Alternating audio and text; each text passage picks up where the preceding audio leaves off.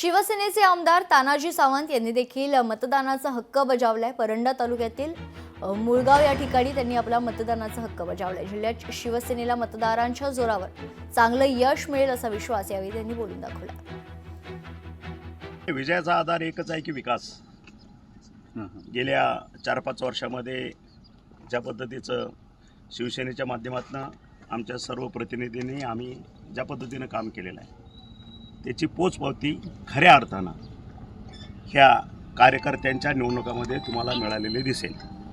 गेले 8-10 दिवस अगदी तळागाळातून सर्व कार्यकर्ते वरिष्ठापर्यंत प्रत्येकजण आपापल्या पद्धतीनं प्रयत्न केलेला आहे।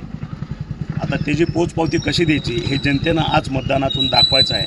त्याची प्रचिती आपल्याला 9 तारखेला येईल। लोकशाही मराठी ऐका, पहा, जागरूक रहा।